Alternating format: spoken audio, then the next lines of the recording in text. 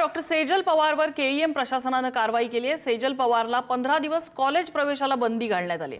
प्रणित मोरेच्या show मध्ये आक्षेपार्ह वक्तव्य करणं सेजल पवारला भोवलंय। कॉमेडी शो मध्ये मृतदेहासंदर्भात आक्षेपार्ह वक्तव्य करणारी मेडिकलची विद्यार्थिनी डॉक्टर सेजल पवारवर अखेर केईएम प्रशासनाने कारवाई केली आहे। 15 दिवसांसाठी तिला कॉलेजमध्ये येण्यापासून मज्जाव करण्यात आलेला आहे। 15 दिवसांच्या सक्तीच्या सुट्टीवर तिला पाठवण्यात आलंय। पुढील 15 दिवस तिला कॉलेजमध्ये येता येणार नाहीये, क्लासेसला हजर राहता येणार नाहीये। आज सेजल पवारला तिच्या कुटुंबियांच्या ताब्यात सोपवण्यात आलंय। नंदकिशोर गावडे आमचे प्रतिनिधी अपडेट देत आहेत। नंदकिशोर, केईएमचा हा निर्णय काय, जरा विस्ताराने सांगा।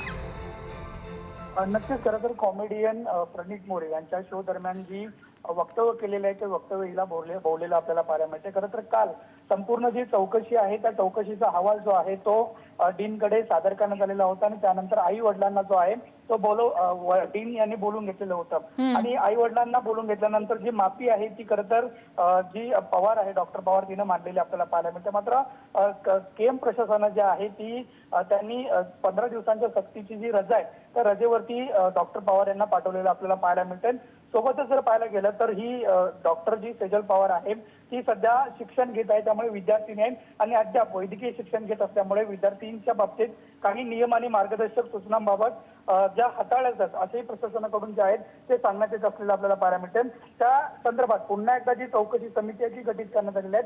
7 दिवसांची जी 7 दिवसांपर्यंत कालावधी आहे, जवळपास 5 जण या संपूर्ण समितीमध्ये असणार। या समितीमधील एक जर्नलिस्ट असतील, एक एक्स प्रोफेसर असतील आणि 3 जे आहेत ते डॉक्टर असतील। या समितीने जो अंतिम अहवाल सादर केला जाईल त्यानुसारच कारवाई केली जाईल। मात्र सध्या जर पाहायला गेलं तर या सेजल पवारवरती 15 दिवसांच्या सक्तीची सुट्टी जी आहे ती देण्यात आलेली आहे। या 15 दिवसांच्या कालावधीमध्ये सेजल पवारला या आवारामध्ये कॅम्पसमध्ये केएमच्या कोणत्याही पद्धतीचे क्लास अटेंड किंवा हॉस्टेलवरती राहण्याची परवानगी जी आहे ती दिली नसल्याचं आपल्याला पाहायला मिळते। आज सेजल पवारचे आई वडील जे आहेत ते या ठिकाणी आलेले होते आणि त्यांनी सुद्धा आपलं जे म्हणणं आहे ते लेखी स्वरूपात दिलेलं आपल्याला पाहायला मिळते आणि या संपूर्ण लेखी स्वरूपात दिल्यानंतर खरं तर सेजल पवारला त्यांच्या आई वडिलांकडे सोपवण्यात आल्याचं आपल्याला पाहायला मिळते।